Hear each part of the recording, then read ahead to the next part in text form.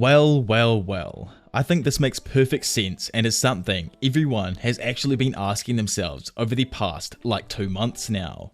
Who in the world is the actual final villain in Tokyo Revengers? We got the megalomaniac, locomotive captain, the Scarface wannabe, Haruchio Sanzu, who currently feels like the craziest dude out there, literally trying to send a freaking train through the battlefield. And okay, you're all probably like, Diavolo, you absolute egg. It's obviously Mikey. He's the captain of the stacked ass gang that is the Kanto Majin gang. And I'm like, well, yeah, that makes perfect sense. Dude's out here murking people left, right, and center, and he doesn't actually care about who he takes down or who gets taken down in the first place.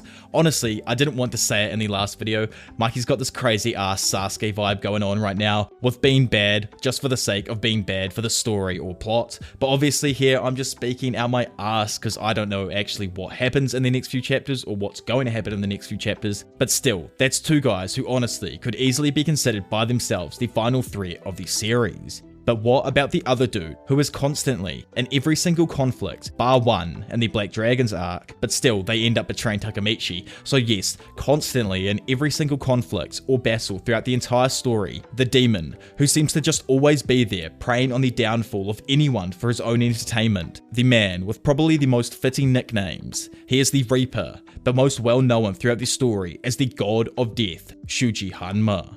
So obviously, hey everyone, Diavolo here, and in today's video, as I've just said, we are going to be going over the final villain, or who I think is the final villain, and kind of some theories as to what could happen in this final battle here, or possibly what could go down afterwards. Obviously, if you do enjoy this kind of content, make sure you hit that like button, and if you are new around here and want to keep up to date with just this kind of Tokyo Revengers content and other anime explained content in general, then make sure you hit that subscribe button.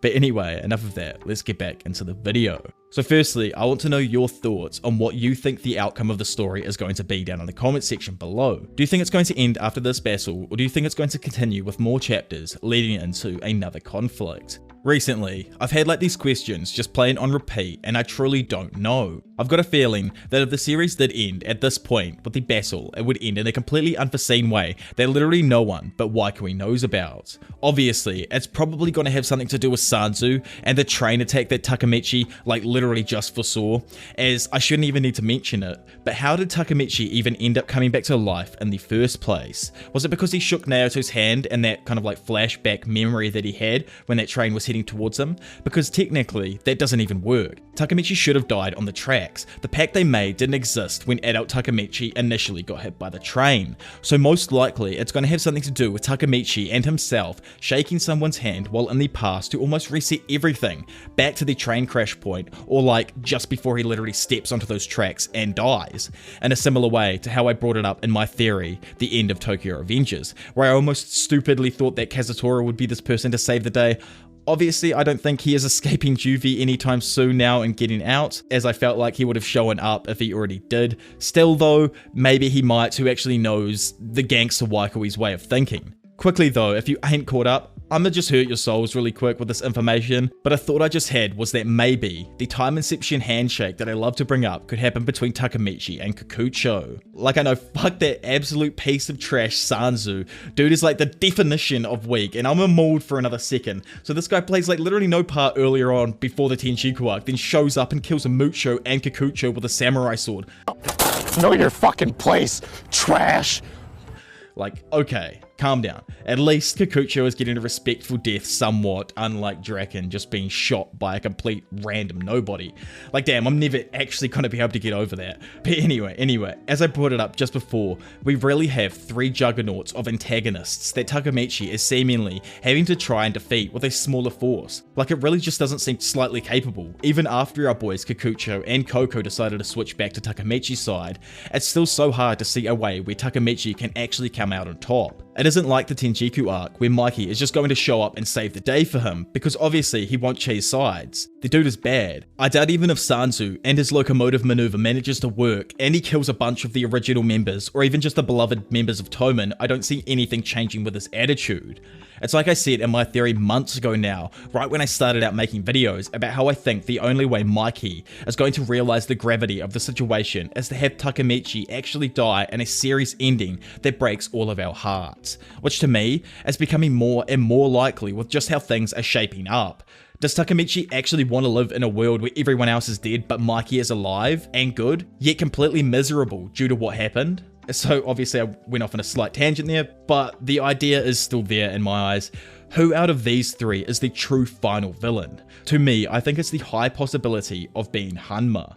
The guy lives off others' misery, which he turns into his own entertainment. He even says his life is dull as fuck, and what Kisaki had been doing to other people's lives entertained him. He has always been around, like yes Sanzu has as well, but what I think is important about Hanma is that he usually, in any chance he got, opposed Mikey and Takemichi. And for all we know, he could be manipulating even Sanzu in ways he wants so that it's entertaining just for him.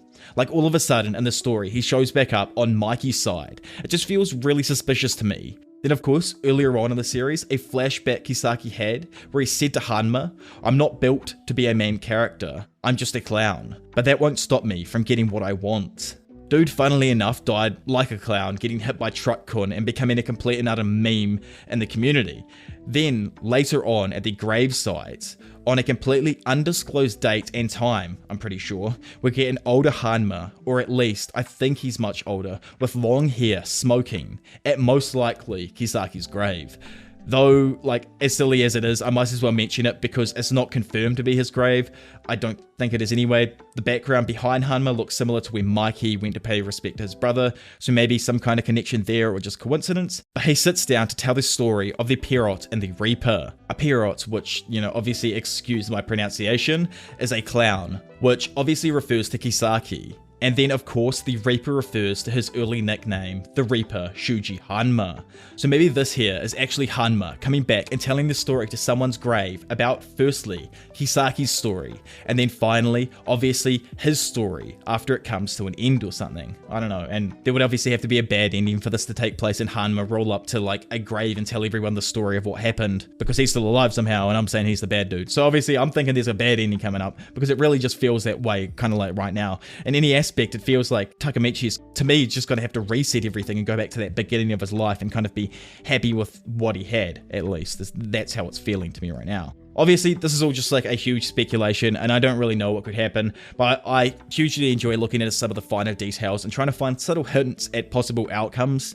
I've also gotten over my grouch, which I had with the whole plane incident, and have managed to like kind of tell myself just to focus on the bigger picture and get back into the zone. And obviously, as mental as this final arc may seem, I do think that there is a good amount of chapters left over, and Waiko is probably not going to end the story until he finds the ending he wants, obviously.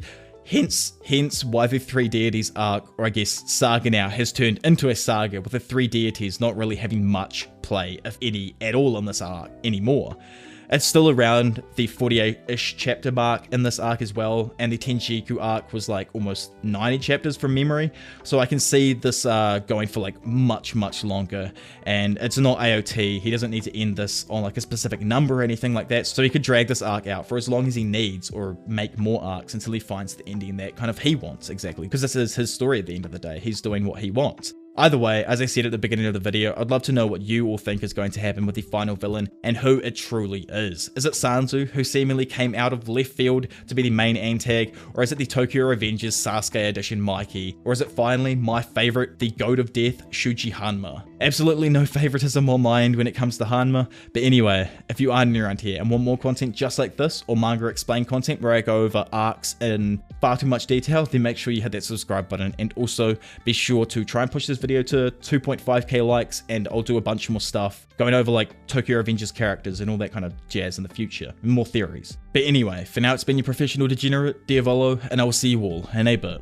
Bye.